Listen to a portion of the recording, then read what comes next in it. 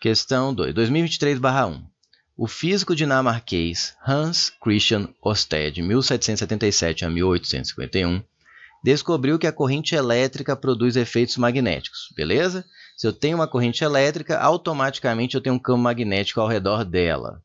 Após essa descoberta, muitos outros cientistas deram sua contribuição para a área da física e passou a ser chamado de eletromagnetismo. Considerando essa área de estudos, assinale o que for correto. 01.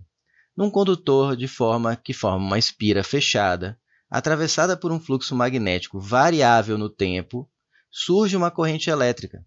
Esse fato constitui o fenômeno da indução eletromagnética. Ele está perfeito isso aqui, ele explicou tudo. Tá? Se eu tenho uma espira fechada e, por exemplo, eu aproximo dela um ímã com o polo norte virado para ela, por exemplo, a uma velocidade constante, o que vai acontecer com o fluxo magnético, né, que sai do norte e vem para o sul? À medida que ele se aproxima da espira, uma quantidade maior de fluxo magnético atravessa a espira. Então, esse fluxo magnético varia, φ é o fluxo, com o tempo. Sempre que ele varia, surge aqui uma força eletromotriz induzida. Força eletromotriz significa o quê? Uma diferença de potencial, que, por sua vez, causa uma corrente elétrica. Nesse caso, o sentido tem um macete para você decorar, chama de lei do contra. Se o norte está aproximando, ele é do contra e fala assim, não, eu quero que ele se afaste. Né? Agora, se estivesse afastando, ele quer aproximar. Se o norte está aproximando, e para afastar um polo norte, eu preciso de outro polo norte. Então, a corrente que surge lá, você desenha um N aqui, e as perninhas do N indicam o sentido da corrente, que se você usar a regra da mão direita, cujo dedão é a corrente e a garrinha é o campo, você vai ver que surge um campo magnético, que corrente provoca campo magnético, que tenta anular esse campo que gerou. Ou seja, a força eletromotriz induzida, ela tenta destruir a variação de fluxo que a gerou. Ela é contrária, ela é oposta. Por isso que na equação da indução de Faraday tem um menos aqui. Mas se você quiser o módulo da força eletromotriz induzida, não precisa nem do menos. O menos só é para indicar que o sentido do campo magnético provocado, que é o sentido da corrente induzida, tende a anular a variação de fluxo que a gerou. Com o filho tentando destruir o pai, aquela coisa de mitologia grega, né? O filho substituindo o pai, ou tentando destruir... Enfim, a criatura tenta destruir o criador. É o que a força eletromotriz gerada tenta fazer. Tá? Então, no condutor, forma uma espira fechada, atravessada por um fluxo magnético variável no tempo, né, ΔΦ por ΔT, surge uma corrente elétrica. Esse fato constitui o fenômeno de indução magnética. É isso mesmo. Duas espiras circulares concêntricas, ou seja, tem o mesmo centro. Aqui teve um errinho de digitação deles, tá? Que eu até chequei já a prova, está assim mesmo. E coplanares no vácuo estão representadas a seguir. Seus raios são RA 10 cm e RB 5 cm. Na verdade, seria o contrário. Mas você pode ver que o RB que é grande e o RA é pequeno. Então, esse RA seria 5 centímetros. Você pode trocar aqui, né? Aqui é 5, mas fica mais bonitinho se trocar aqui. O RA é 5. Ou você pode colocar aqui 5 e aqui 10, ou você coloca aqui A e aqui B. RB é 10 centímetros. E pior que até confundiu, né? Porque do jeito que desenharam o RB, você pode começar a pensar que o RB é só esse trechinho aqui. Mas raio é raio, né? Ele parte do centro. Mas ficou um erro meio... Não sei se anularam essa questão, até onde eu sei, não. Mas dá para fazer, tirando essa discordância entre o texto e o desenho. Né? Então, o RB que vai ser 10 e o RA que vai ser 5. Se a corrente I1 vale 8 amperes, então o valor de I2, para que o campo resultante no ponto O, centro da espira, seja nulo, vale 4 amperes. O que eu tenho que lembrar aqui? A intensidade do campo magnético no centro de uma espira é dada pela permeabilidade magnética do meio. Nunca é difícil lembrar esse nome completo, né? É o μ, vezes a corrente que passa por essa espira, dividido por 2 vezes o raio dessa espira. Beleza? Então, se eu quero que ele se anule, né, para ter chance de anular, Primeiro, se a corrente, ó, regra da mão direita, o I1 está para lá, se eu pegar aqui nesse ponto, seguindo com o dedão, então o campo magnético gerado por I1, chamado de B1, é entrando.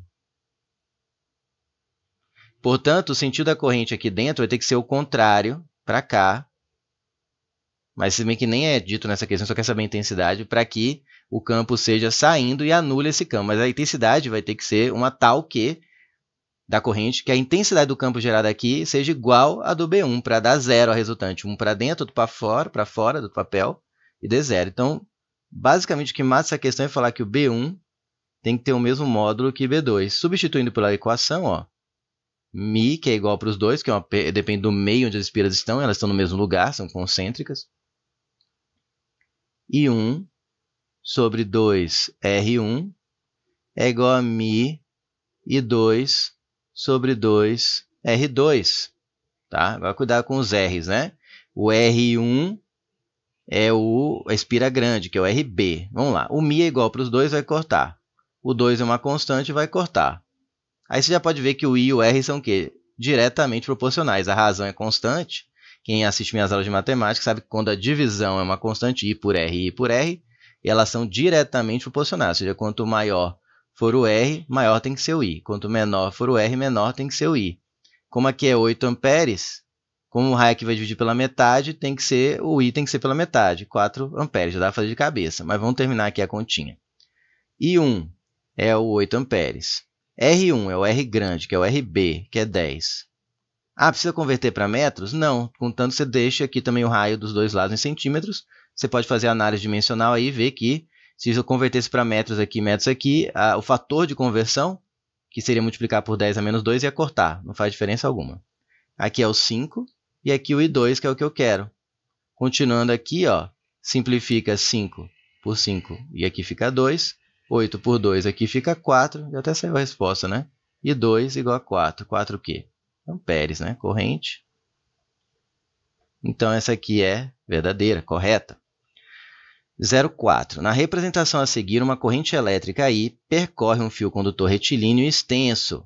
Ó, aqui vão entrar em campo magnético em torno de condutor retilíneo. Só para relembrar vocês, a intensidade do campo para esse caso já é um pouco diferente.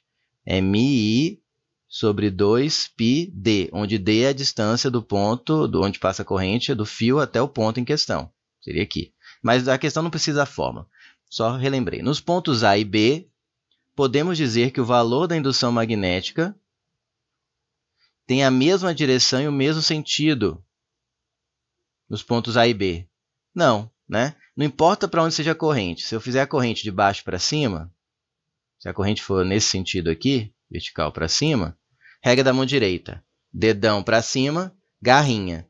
O campo magnético vai entrar aqui e vai sair aqui. Um sentido é vertical entrando no plano e outro é saindo. Então, eles têm a mesma direção, vertical, mas não têm o mesmo sentido. Se eu fizer a corrente descendo, regra da mão direita, dedão para baixo, vai só inverter. O campo magnético vai entrar aqui e sair aqui. Ele fica dando voltas em torno do fio.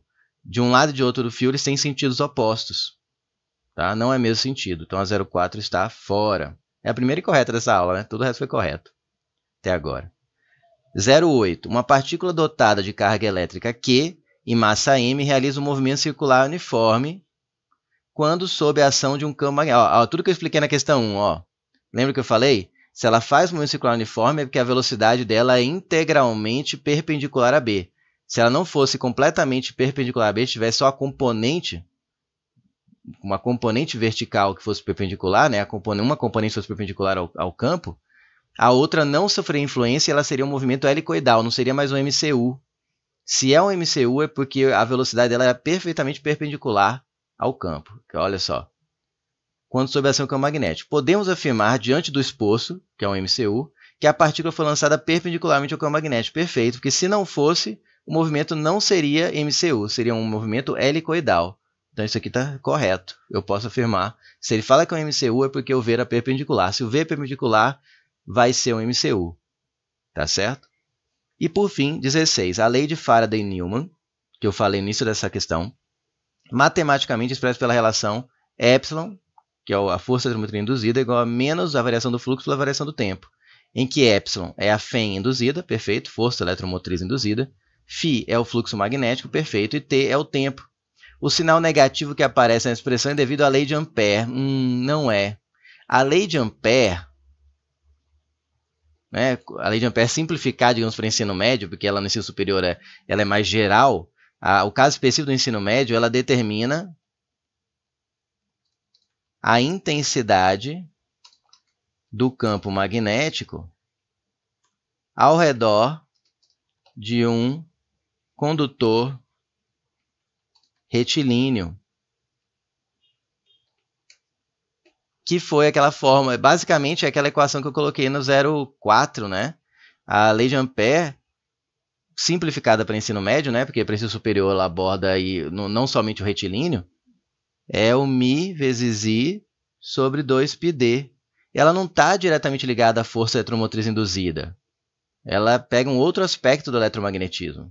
Então o erro aqui, até onde eu pude perceber, já é algum outro detalhe, mas vai ser um detalhe mais difícil de perceber que esse aqui, não é devido à lei de Ampère. Apesar de que o sinal negativo que aparece, ele existe, ele é devido ao fluxo gerado ser oposto, o fluxo magnético, a força eletromotriz induzida provocar uma corrente que provoca um campo magnético, tenta anular, né, tenta destruir quem o criou, tenta anular a variação de fluxo que está criando ela. Então, por isso a 16 está fora. A do finzinho, essa foi chatinha. E eu fico com 0,8, 10, 11. 0,8 mais 2 mais 1. Gabarito 11.